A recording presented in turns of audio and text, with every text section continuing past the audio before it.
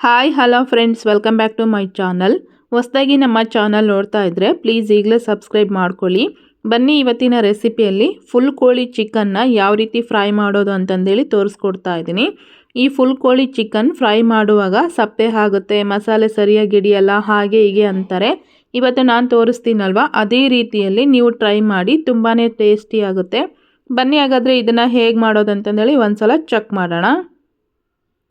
ಈಗ ಫುಲ್ ಕೋಳಿ chicken fry ಮಾಡೋದಕ್ಕೆ ಒಂದು ಕೋಳಿನ ತಗೊಂಡು ಅದನ್ನು ಒಂದೆರಡು ಸಲ ಚೆನ್ನಾಗಿ ವಾಶ್ ಮಾಡಿಕೊಂಡು ಈ ರೀತಿ ಕಟ್ಸ್ ಹಾಕಿ ಇಟ್ಕೊಂಡಿದ್ದೀನಿ ನೋಡಿ.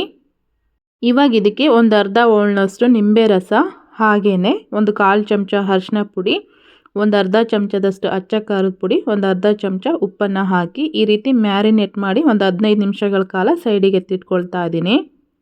ಅಷ್ಟರಲ್ಲಿ ನಾವು ಇದಕ್ಕೆ ಮಸಾಲೆನ ಪ್ರಿಪೇರ್ ಮಾಡ್ಕೊಳ್ಳೋಣ. ಇವಾಗ ಒಂದು ಪ್ಲೇಟಲ್ಲಿ ಸ್ವಲ್ಪ ಶುಂಠಿ, ಬೆಳ್ಳುಳ್ಳಿ, ಹಾಗೆಯೇ ಒಂದು 10 ಬ್ಯಾಡಗಿ ಮೆಣಸು, ಸ್ವಲ್ಪ ಹುಣಸೆ ಹಣ್ಣು ಇಷ್ಟನ್ನು ತಗೊಂಡು ರುಬ್ಬಿ ಪೇಸ್ಟ್ ಮಾಡಿ ಇಟ್ಕೊಂಡಿದ್ದೀನಿ.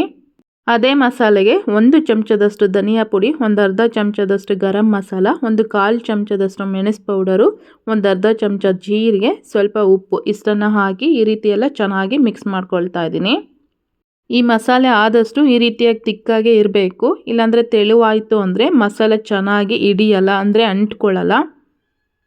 ಮಸಾಲೆ ಎಲ್ಲ ಚೆನ್ನಾಗಿ ರೆಡಿ ಮಾಡ್ಕೊಂಡ್ಮೇಲೆ ಇವಾಗ ಇದಕ್ಕೆ ಸ್ವಲ್ಪ ಸ್ವಲ್ಪನೇ ಮಸಾಲೆ ತಗೊಂಡು ಈ ರೀತಿ ಎಲ್ಲ ಚೆನ್ನಾಗಿ ಕಟ್ಸ್ ಎಲ್ಲ ಹಾಕ್ಕೊಂಡಿರ್ತೀವಲ್ವ, ಅದರೊಳಗೆಲ್ಲ ಮಸಾಲೆನ ನೀಟಾಗಿ ಫಿಲ್ ಮಾಡ್ಕೋಬೇಕು. ಹಾಗೆಯೇ ಒಳಗಡೆನೂ ಸಹ ಚೆನ್ನಾಗಿ ಮಸಾಲೆನ ಹಚ್ಕೊಂಡ್ರೆ ಮಸಾಲೆ ಎಲ್ಲ ಚೆನ್ನಾಗಿ ಹಿಡಿಯುತ್ತೆ.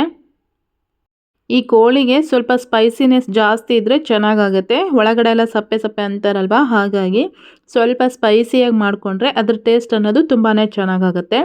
ಮತ್ತು ಅದನ್ನು ಉಲ್ಟಾ ಮಾಡಿಕೊಂಡು ಎಲ್ಲ ಮಸಾಲನೂ ಚೆನ್ನಾಗಿ ಈ ರೀತಿ ಹಚ್ಕೊಂಡು 2 ಕಾಲಿಗೆ ಗಂಟು ಹಾಕಿ ಒಂದು 4 ಗಂಟೆಗಳ ಕಾಲ ಅದನ್ನು ಸೈಡಿಗೆ ಎತ್ತಿಟ್ಕೋಬೇಕು. ಈಗಾಗಲೇ ನಾನು ಅದನ್ನು ಎತ್ತಿಟ್ಕೊಂಡು ಒಂದು 4 ಗಂಟೆಗಳ ಕಾಲ ಆಗಿದೆ. ಇವಾಗ ಒಂದು ಕುಕ್ಕರ್ಗೆ ಸ್ವಲ್ಪ ಎಣ್ಣೆ ಹಾಕ್ಕೊಂಡು ಎತ್ತಿಟ್ಕೊಂಡಿರೋಂಥ ಕೋಳಿ ಏನಿತ್ತಲ್ವ ಅದನ್ನು ಈ ರೀತಿ ಎಲ್ಲ ಹಾಕಿ ಅದರಲ್ಲಿ ಉಳಿದಿರ್ತಕ್ಕಂಥ ಮಸಾಲನ ಈ ರೀತಿ ಎಲ್ಲ ಚೆನ್ನಾಗಿ ಮೇಲೆ ಹಚ್ಕೊಳ್ತಾ ಇದ್ದೀನಿ. ಇದನ್ನು ನಾವು 1-2 ವಿಸಿಲ್ ತೆಗೆಸ್ಕೊಂಡ್ರೆ ಚಿಕನ್ ಒಳಗಡೆ ಜ್ಯೂಸಿಯಾಗಿ ಸಾಫ್ಟಾಗಿ ಚೆನ್ನಾಗಿ ಬೆಂದಿರುತ್ತೆ. 2 ವಿಸಿಲ್ ಆದಮೇಲೆ ನಾನು ಕುಕ್ಕರ್ ಮುಚ್ಚಳನ ಓಪನ್ ಮಾಡ್ತಾ ಇದ್ದೀನಿ. ಮಸಾಲೆ ಎಲ್ಲ ಎಷ್ಟು ಚೆನ್ನಾಗಿ ಹಿಡಿದಿದೆ ನೋಡಿ, ಹಾಗೆಯೇ ಚಿಕನ್ನು ಸಹ ತುಂಬ ಸಾಫ್ಟಾಗಿ ಚೆನ್ನಾಗಿ ಬೆಂದಿದೆ. ಈ ಕುಕ್ಕರಲ್ಲಿ ಮಸಾಲೆ ನೀರೆಲ್ಲ ಇರುತ್ತಲ್ವ, ಅದನ್ನು ಹಾಗೆ ಕುಡಿಯೋದಕ್ಕೂ ಸಹ ತುಂಬ ಚೆನ್ನಾಗಾಗತ್ತೆ. ಇಲ್ಲಾಂದರೆ ನಾವು ಕೋಳಿ ಫ್ರೈ ಮಾಡುವಾಗ ಅದನ್ನು ಒಂದು ಅರ್ಧ ಭಾಗದಷ್ಟು ನಾವು ಬಳಸ್ಕೋಬಹುದು. ಇವಾಗ ಈ ಕೋಳಿನ ಫ್ರೈ ಮಾಡೋದಕ್ಕಂತಂದೇಳಿ ಒಂದು ಕಡಾಯಿಗೆ 1-2 ಚಮಚದಷ್ಟು ತುಪ್ಪನ ಹಾಕ್ಕೊಂಡು ಅದು ಸ್ವಲ್ಪ ಬಿಸಿ ಆದಮೇಲೆ 2 ಎಸಳು ಕರಿಬೇವನ್ನು ಹಾಕ್ಕೊಂಡಿದ್ದೀನಿ. ಕರಿಬೇವು ಅನ್ನೋದು ಕಂಪ್ಲೀಟಾಗಿ ಆಪ್ಷನಲ್ ಆಗಿರುತ್ತೆ, ನಿಮಗೆ ಬೇಕು ಅಂದರೆ ಹಾಕ್ಕೋಬೋದು, ಇಲ್ಲಾಂದರೆ ಅದನ್ನು ಸ್ಕಿಪ್ ಮಾಡ್ಕೋಬೋದು. ಇವಾಗ ರೆಡಿ ಮಾಡಿ ಇಟ್ಕೊಂಡಿರೋಂಥ ಉಂಡೆ ಕೋಳಿ ಏನಿತ್ತಲ್ವ ಅದನ್ನು ಸಹ ಇದರಲ್ಲಿ ಹಾಕಿಬಿಟ್ಟು ಚೆನ್ನಾಗಿ ಫ್ರೈ ಮಾಡ್ಕೊಳ್ತಾ ಇದ್ದೀನಿ. ಈ ಕೋಳಿನ ಈ ರೀತಿ ಕುಕ್ಕರಿಂದ ತೆಗಿಬೇಕಾದ್ರೆ ಅದು ಸ್ವಲ್ಪ ಕಟ್ಟಾಗಿಬಿಡ್ತು, ಯಾಕೆಂದರೆ ಚಿಕನ್ ಎಲ್ಲ ಚೆನ್ನಾಗಿ ಸಾಫ್ಟಾಗಿ ಬೆಂದಿರುತ್ತಲ್ವ, ಹಾಗಾಗಿ ನೀವೇನಾದರೂ ತೆಗಿಬೇಕಾದ್ರೆ ಸ್ವಲ್ಪ ಹುಷಾರಾಗಿ ಅದನ್ನು ಹೊರಗಡೆ ತಕ್ಕೊಳ್ಳಿ. ಕೋಳಿ ಚೆನ್ನಾಗಿ ಫ್ರೈ ಆಗ್ತಿದೆ, ಅಷ್ಟರಲ್ಲಿ ನಾನು ಇದಕ್ಕೆ ಸ್ವಲ್ಪ ಗ್ರೀನ್ ಚಟ್ನಿನ ಪ್ರಿಪೇರ್ ಮಾಡ್ಕೊಳ್ತಾ ಇದ್ದೀನಿ. ಒಂದು ಪ್ಲೇಟಲ್ಲಿ ಸ್ವಲ್ಪ ಬೆಳ್ಳುಳ್ಳಿ, ಶುಂಠಿ, 3 ಗ್ರೀನ್ ಚಿಲ್ಲಿ, ಒಂದು 1/4 ಕಪ್ನಷ್ಟು ಮೊಸರು, 2 ಚಮಚ ಕಡಲೆ, ಸ್ವಲ್ಪ ಕೊತ್ತಂಬರಿ, ಪುದೀನ, ರುಚಿಗೆ ತಕ್ಕಷ್ಟು ಉಪ್ಪನ್ನು ಹಾಕಿ ಈ ರೀತಿ ಗ್ರೀನ್ ಚಟ್ನಿ ರೆಡಿ ಮಾಡ್ಕೊಂಡಿದ್ದೀನಿ.